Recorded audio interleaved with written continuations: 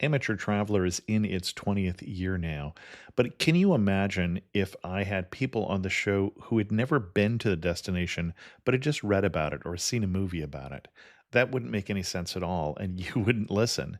We all know how important it is to receive advice from people who know a destination to get the most authentic local experience.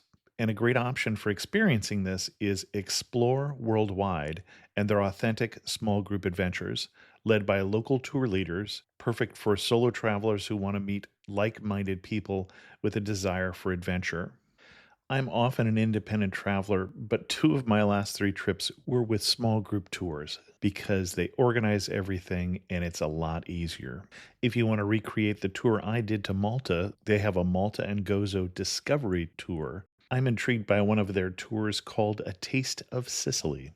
The company again is Explore Worldwide, and visit exploreworldwide.com to learn more. And thanks to Explore Worldwide for sponsoring this episode of Amateur Traveler. The nights are long, the days are short, and the weather is chilly to downright cold, depending on where you are. It's a good time to slip into a Quince iconic Mongolian cashmere sweaters, which start at only $50. You can treat yourself to everyday luxury at an affordable price with Quince. If you really want to dive into luxury, you can check out their leather handbags, washable silk shirts, and European linen sheet sets. Whatever you're looking for at Quince, all the prices are 50 to 80% less than similar brands, and they do that by partnering directly with top factories and cutting out the middleman. They only work with factories that use safe, ethical, and responsible manufacturing processes. And of course, they use premium fabrics and finishes for that luxury feel in every piece. But you've already heard me rave about my Quince travel pants. Treat yourself this winter without the luxury price tag. Go to quince.com/traveler for 365-day returns plus free shipping on your order. That's QUINCE.com/traveler to get free shipping and 365-day returns.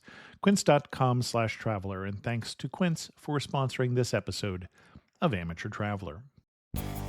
Got my bags packed, I'm on a roll. I'm heading out there and I'm ready to go. I'm looking real good in my passport photo. Oh, no. Amateur Traveler, episode 284. Today, the Amateur Traveler talks about cathedrals and ancient stone circles as we go to Wiltshire in England and to Stonehenge. Got to sit in one more cafe. I know that I should be heading home, but maybe not today. Welcome to the Amateur Traveler. I'm your host, Chris Christensen. Before we get into this week's interview, I do have some news stories for you.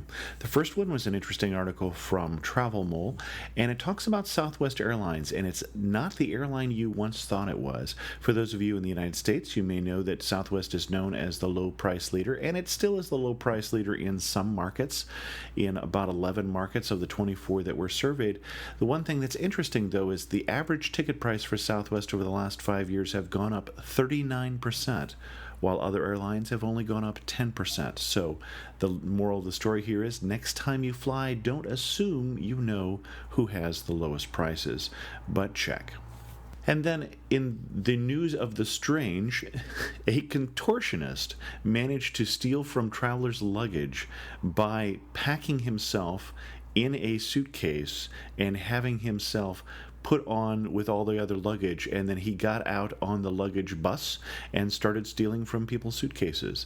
This happened in Spain, and the contortionist was from Poland. And then in interesting news, I think many of us assumed that Egypt is a place where everything that's going to be discovered has probably been discovered, but relatively recently, Egyptologists discovered 17 new pyramids. Now, these aren't going to be pyramids the size of the Great Pyramid, but there are over 100 pyramids known in Egypt, many of them small funerary pyramids, and using some satellite technology, they found 17 more. For links to all of those stories, check out the show notes at amateurtraveler.com. I'd like to welcome to the show Keith Kellet, who's coming to us from Amesbury, England, and come to talk to us about that region of England, the region around Salisbury. Keith, welcome to the show. Hi, glad to be here. So, first of all, I'm not sure that everybody knows where we're talking about. I suspect they've heard of at least one well-known monument in the area where you are. Oh, indeed. I mean, everybody's heard of Stonehenge. I spend a lot of time sort of showing people around who've come to visit, who I've met on the web, and want to see the stones. In fact, there's a lady from Canada coming next week. Awesome. And so where are we in England for people who can't picture that on a map? It's not quite the West Country. If you know the Isle of Wight, big island off the south coast, and go about 20 miles north of there, that's where we are. Okay. And for practical traveling, I found it was about 1 hour on a high-speed train out of London, so not that hard to get to. We actually did it as a day trip, and so very easy to get to region of England. Well, Salisbury is easy to get to on the train. Right. But Amesbury does not have a railway station, and it's rather difficult. You can get to Stonehenge. There isn't a regular bus service, but there is a special bus service leaves Salisbury station called the Stonehenge Tour. I think that's what we did, is we did a tour out there. Mm-hmm. Yes, that's right. A lot of people ask me, is there a tour which takes in both Stonehenge and Avebury? And no, there is a special coach. It's called the Stonehenge Tour, leaves from Salisbury bus station or the railway station, and takes in the castle at Old Sarum and Stonehenge, but doesn't go to Avebury. The only tour I know of that takes in both monuments starts in Bath, which is about 40 miles away. Okay. So first of all, why should someone go? Not just Stonehenge, but what else is there to see in the area? Well, before you leave Salisbury, I would advise to call it the Salisbury Museum if you really want to find out about Stonehenge, what it's all about. And Salisbury Museum is in the Cathedral Close, which is an enclosed area, which, of course, contains the cathedral. Uh-huh. A lovely old Gothic cathedral, which a lot of people really come to Salisbury to see, especially the coach parties. Now, the museum is what used to be called the King's House, which is in the Cathedral Close. Mm-hmm. And that is recommended by no less a person than Bill Bryson. If I remember rightly, he said in Notes from a Small Island, he said something like, Salisbury Museum is outstanding, and I advise you to go there at once. All right. And what are we going to learn about Stonehenge? What do we know about it? I mean, we know it's a lot of big stones and it's in a circle and it's a sort of calendar. Well, we used to have a saying that the known facts about Stonehenge could be typed on a sheet of A4 paper and everything else is theory and conjecture. Right. But the thing about Stonehenge is on the longest day of the year, which is in less than a month's time, when the sun rises, it will be in direct line with the avenue, which is a sort of pair of ditches that used to lead up to the stone circle. Uh-huh. It will also line up with a stone they call the heel stone. Uh-huh. And that's when all these sort of druids and New Agers and goodness knows how much sort of gather at Stonehenge and generally have a party. It's the same at the winter solstice, which is the 22nd of December, which I know very well because it's my daughter's birthday. And then the setting sun, again, is in a direct line with the stones in Stonehenge. Now, I've seen pictures of Stonehenge and I've seen video, and clearly they show me that Stonehenge is out on the middle of a plain and there's no one around it for miles, right?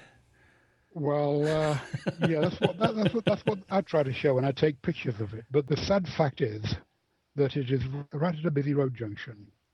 One of the roads is the A303, the main Exeter road, which runs about 200 metres from the stones. And the other one is the A344, which branches off from that and goes on the other side of the stones. Now, there are plans to close that divided A344 road and put the visitor centre about a mile away. And the only access to the stones will be on foot. Interesting. Or on a specially designed land train from the visitor centre to the stones. Now, currently, they did at least bury the visitor centre so that it isn't that obvious, but obviously there's a coach park with lots and lots of tour buses, and when you're taking pictures of the stones and not showing tourists, you're doing it through incredible timing, waiting for this many, many visitors to walk behind the stones. Well, I've got some nice ones which I will email to you in due course, which I took in the blizzard 2 years ago. And I think that was the only time in about 10 years that the staff at Stonehenge outnumbered the visitors. I can picture that. And you say that what we know about Stonehenge can fit on an A4 piece of paper. Are there other things that we know about it? We know it's old. Yeah, well, they talk about the effort to actually get the stones there. Right. The inner circle is made of bluestone, which is found only in the Preseli Hills in Wales. The tall stones, the Sarsons they're called, they were brought 30 miles from Lockridge Down. And they've reacted how they got them there several times. I think what it proved was there was an influential organised society in those days. A lot of people thought they didn't have it. And, you would never get the number of people required together. You'd never get the organisation in place. And a lot of people thought that, they were brought here by magic, the Archbishop Merlin was behind it. Or possibly some say that passing extraterrestrials lent a hand. The blue stones, that is the small stones in the inner circle, came from the Preseli Hills in Wales. The big stones, they're called the Sarsons, came from Lockridge Down, which is about 30 miles away. Now, it must have taken an organised society with an influential leadership to actually organise bringing the stones to Stonehenge. It can be done because they've reenacted them a couple of times with some success. Now, it would have been tough for Merlin, too, because if there was a Merlin, because there may have been an Arthur, he would have been sometime around 400 AD, and we're talking about stones that were erected sometime around 2500 BC, so something like 4,500 years ago. Oh, yes. When John Aubrey, who was a historian in the time of Charles II, came to catalogue them, he came out and stated as a fact, they were brought here by the Druids. Now, the stones long predate the Druids, but people have sort of cottoned onto this, and it's taken a real long time to persuade people that, no, the stones had nothing to do with the Druids. But they certainly are associated with them now. Is there anything else we want to talk about Stonehenge? Any other tricks besides going to Stonehenge in a blizzard? Well, there's an awful lot more to Stonehenge than just the stone circle.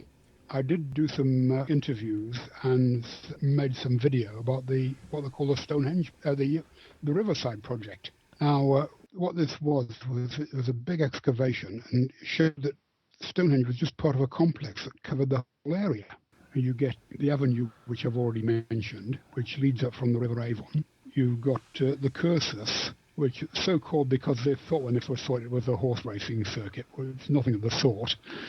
You've got the Cuckoo Stone. You've got about a mile away is another stone circle called Woodhenge. Now, this was only discovered in 1926 when a pilot flew over it and noticed the dark circles in the ground where the wooden posts that made it up had rotted away and fertilised the ground a bit more. Huh. There's nothing there to see apart from concrete posts that they put up to show where the wooden posts used to be. Interesting. I did do some video in it. Did get a sound interview with Dr. Megan Price, who was one of the scientists on the dig. But it will take a while before they evaluate everything they found there. Well, and you were mentioning earlier, if we look at Stonehenge, Stonehenge now is a UNESCO World Heritage Site, but it's not just Stonehenge. It's Stonehenge and then the other stone circle that you mentioned, Averbury, which, as I recall, predates Stonehenge. I believe it does. I haven't got the exact dates to hand, but yes, I think the stone circle at Averbury does predate Stonehenge. In fact, it's a whole series of circles. There's a big outer circle, two inner circles, and a visible avenue of stones. And the ditch, well, you look at that ditch, you think, well, they dug this out with, antler-head picks and primitive tools. I believe an engineer calculated that it would take a man with a mechanical digger 3 years to dig that out. Oh, my. And actually, one of the things, Stonehenge is of the two more interesting, more majestic, I would say, in terms of scale, but Averbury also is less visited. So it is one of those places where you can kind of wander around and feel a little less like you're in the midst of the tourist crowd. Oh, indeed you can, because Stonehenge, you've got the little man at the gate sort of collecting your entrance money. And at Averbury, you can just wander around the circles. You do have to pay for the car park, but the entrance to the circle is free. Okay. In fact, there is a little village smack dab in the middle of the circle. And so we're talking about a region of England where people have lived for at least 4,500 years. And I think studies show that people have lived there since the end of the last ice age, at least. So we're talking about an area with history upon history upon history. So once we're kind of done with stone circles, what else would you recommend we see? Well, just a short distance from Avebury is what they call the West Kennet Long Barrow. It's a burial site that you can actually go inside the burial chamber. Of course, the bodies are long gone. And this stands on top of the hill. And you can actually go inside the burial chamber and see what it was like in those days. Interesting. And I was very close to that, and I didn't get to that. From there, of course, on the other side of the main A4 road is Salisbury Hill, which is said to be the tallest man-made mound in the world. And nobody knows its exact purpose, but the old A4, the old Bristol road, runs right by the foot of it. And it is based on an old Roman road. And characteristically, the Romans actually swerved to avoid the hill rather than build a straight road like they usually do. Okay. And where should we go next? Well, you could have a look at the Kennet and Avon Canal. Okay. It was a fairly short-lived one. It was one of the later canals. What it was a way of getting sailing from London to Bristol without having to go around Land's End and the Lizard. Okay. So we're talking industrial age. Yes, that's right. It was reopened by the Queen in 1990. What it was a very short-lived canal because I think it had only been running about 20 years when the railway almost paralleled it and, of course, took most of the trade away. Huh. Now, you say reopened. It's reopened, I assume, more for sightseeing these days than for industrial uses. Oh, yes, that's right. It sees hardly any industrial use because what happened was, I think a lot of canals fell into disuse after the war. Uh-huh. And it was only the work of a man called Tom Rolt who was instrumental in getting them reopened again for leisure use. And so we'd find the sort of canal boats that we find on the Regent's Canal in London in that area? Yeah, the narrowboat is called. The narrowboat, okay. A very long narrowboat because obviously they needed to cut the canals and build the locks on as narrow a gauge as possible. Interesting. Sometime in my future, and I suspect it's after I retire, there's a canal tour of England in my future, or of England and France, because there are these hidden canals that I think most people don't even notice when they drive by that are an interesting part of England's history, and it's interesting that they're being reopened. Oh, yes. In fact, I was going to visit a friend. It's a place I hadn't been before. And I was driving there, and all of a sudden I hit a humpback bridge. I really hit it because I was driving much too fast. And I thought, now hang on, why is there a humpback bridge here? Well, the reason of a humpback bridge is, of course, so the boats can pass under it. Right. And so I stopped the car, got out and had a look, and sure enough, there was a disused canal there. Huh. I didn't know about that one at all. The ones that are amazing to me are the ones that actually stand up, where they're passing through a valley and they built basically trusses almost like a large aqueduct. Aqueduct, yes. There's a very famous one up in Wales. The Ponce, one of these strange Welsh unpronounceable names. I understand. But, there is an interesting thing on the Kennet and Avon called the Wilcot Wide Water. What happened was when Mr. Rennie was digging his canal and he needed to pass through the grounds owned by a Susanna Lady Rawton. She said, "You may, provided that you make me a lake and build me a nice bridge. Not one of your horrible vulgar brick bridges, but a nice bridge over your canal." That's supposed to be the only feature like that in England. Interesting.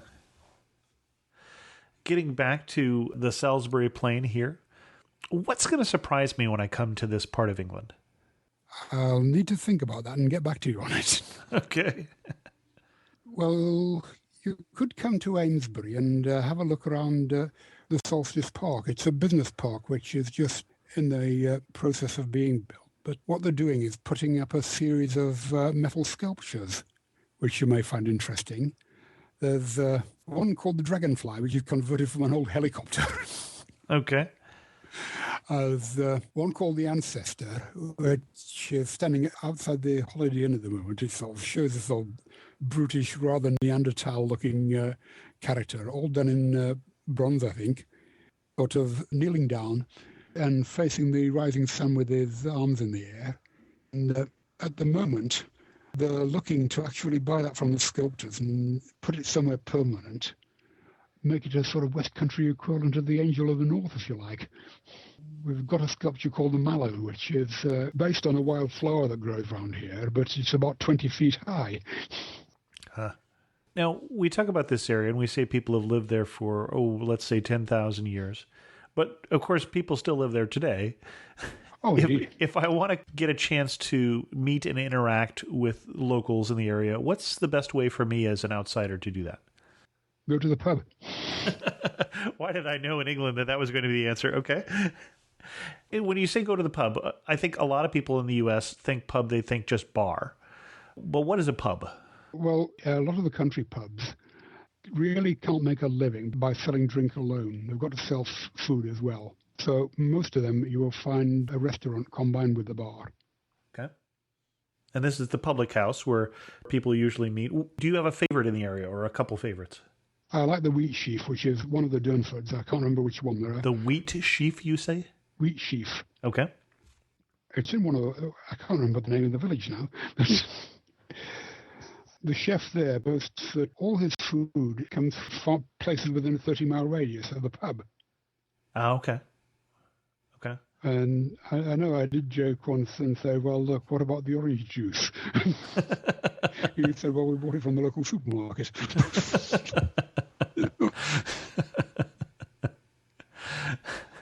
I believe that would be cheating at that point. Yeah, well, we've got to have orange juice, and we don't grow oranges in England. Not so much. What's the best day of the year to come to that region? We talked about if I was a druid, we know what day it is, that it's yes, the solstice. Indeed. Assuming I'm not a druid. I don't think there's a particular time of year, really. Okay. Because obviously you can go to the cathedral or see Stonehenge, whatever the weather. Tell you what, and Old Sarum, we haven't talked a lot about Old Sarum.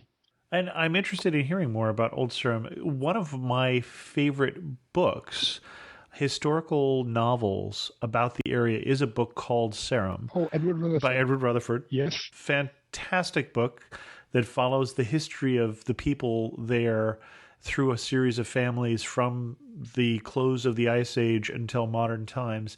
And the name of the book is Sarum, which is the oldest name for what is now Salisbury. In actual fact, the Romans called it Sorvio Dunum. Okay. Sarum is how the Bishop of Salisbury signs his name. But what it was is Old Sarum, the castle, is the original site of the city of Salisbury. And the story goes that it got a bit crowded on that hilltop, and the castle garrison were always falling out with the citizens of Salisbury. You can still see the foundations of the old cathedral there. So what happened was that the Bishop of Salisbury was a man called Odo, and he commanded one of the archers to go up on the battlements of the castle and shoot an arrow, and he would build the new cathedral where the arrow landed. Unfortunately, he hit a deer. He didn't kill it. The deer ran away, ran for about 2 miles, until it fell down and died in possibly the worst possible place you could think of to build a city, the confluence of 5 rivers. Now, what they did was they dug canals. In fact, some of the streets are still called after the canals. The main example is New Canal. You can't see the canal, it's underground now.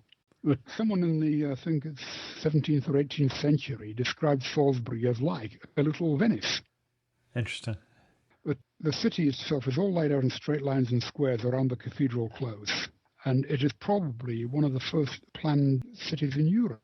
The streets are all straight lines, and they include squared-off sections called checkers. Checker like checkerboard. Yes, like checkerboard, okay. Except we spell it Q-U-E. Of course you do. In fact, that's an issue I've been meaning to take up. You see, you've got these round tourist signs pointing the way to Salisbury. Salisbury, medieval city. The thing is, medieval is spelt the American way. The English way has an A in it. You know, I've never really been able to spell well in English, but my defense has always been this language was screwed up well before I came along. So,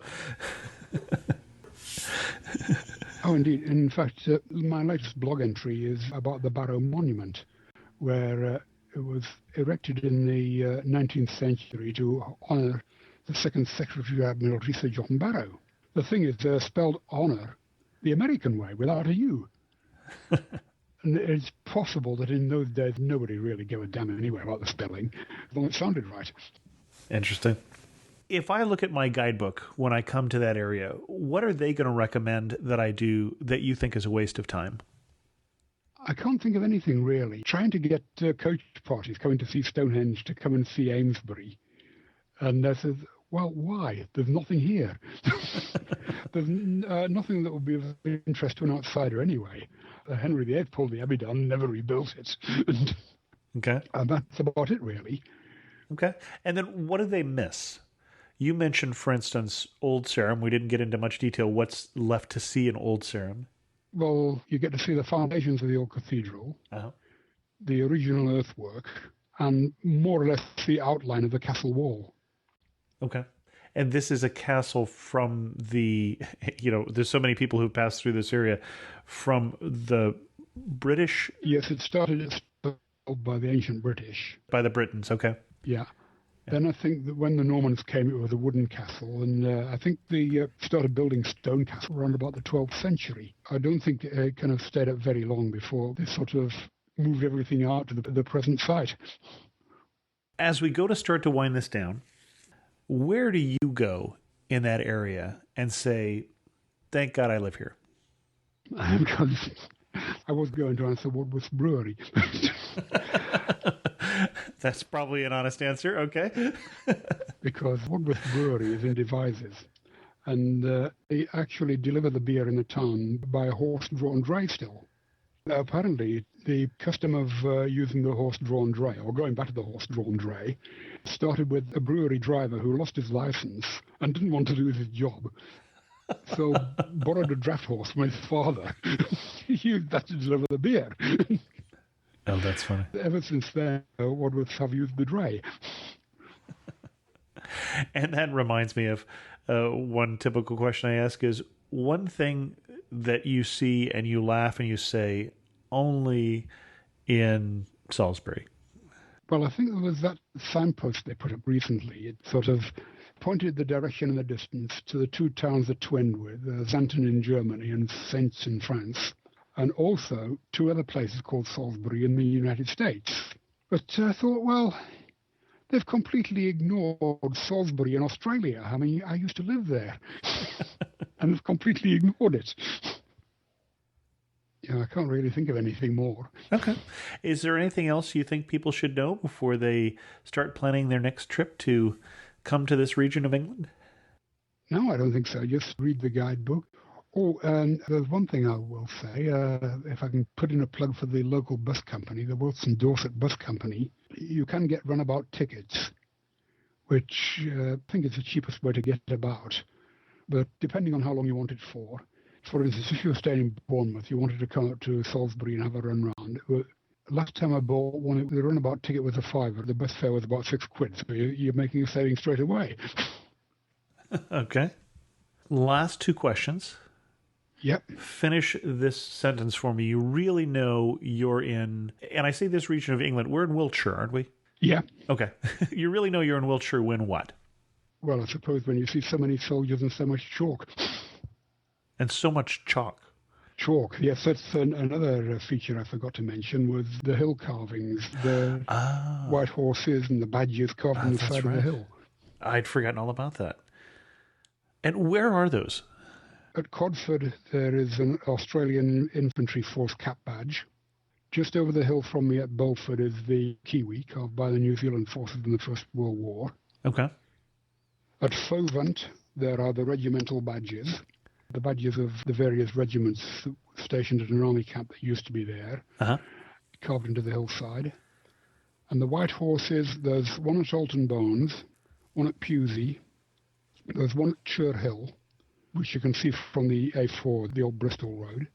There's the famous White Horse at Eddington, and they just cut one to commemorate the millennium at Devizes. Okay. And I've just remembered, is a place I like to go in Wiltshire. You'll probably feed this in somewhere.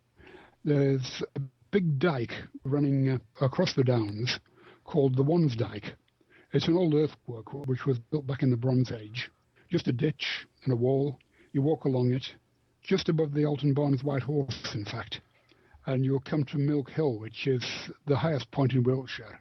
And there you can sort of just look along the Vale of Pewsey. You can see Salisbury Plain, and you've got all sorts of wildflowers, orchids, goodness knows what all. And that, I think, is the place. Excellent. Final question. If you had to summarize this area, Wiltshire, in 3 words, what 3 words would you use? It's not my 3 words, but you've heard the saying as different as chalk and cheese. Okay. That is a Wiltshire saying, actually. You see, generally you get 2 kinds of soil in Wiltshire. You get the chalk downland, Okay. which was where they used to pasture their sheep. And you also got the richer lower ground where they grazed the cattle, Okay. from which they got the milk to make the cheese. So you've got 2 different lifestyles as different as chalk and cheese. So the 2 words to sum up Wiltshire are, of course, chalk and cheese. Excellent. Keith, thanks so much for coming on the show. Where can people read more about your travel writing? You can visit my blog, which is travelrat.wordpress.com. Excellent. We'll put a link to that in the show notes at Amateur Traveler. Keith, thanks so much for coming and telling us about your home area of England. Okay, no problem. Glad to be of service. In news of the community, I wanted to thank everyone who came out to the This Week in Travel Amateur Traveler meetup yesterday here in British Columbia, Vancouver. I'm up here for the TBEX Travel Blog Exchange Conference and having a wonderful time. Special note would go out to Jerry, who is from Canada Parks, who has listened to the Amateur Traveler since episode 20, and to Alan, who wrote the very first of the many glowing reviews that have been written about the Amateur Traveler on iTunes. Thanks to both of you, especially for showing up. And then thanks to all the people who were our guests on a live episode of This Week in Travel. If you listen to that show, that episode should be coming out shortly, probably just before this episode of the Amateur Traveler comes out. I need to get ready to go down to the conference, so we're going to end this episode here. If you have any questions, feel free to leave a comment on this episode at amateurtraveler.com or drop me an email to host@amateurtraveler.com. You can also follow me on Twitter at Chris2X. And as always, thanks so much for listening. I got to see one more cathedral. I got to sit in one more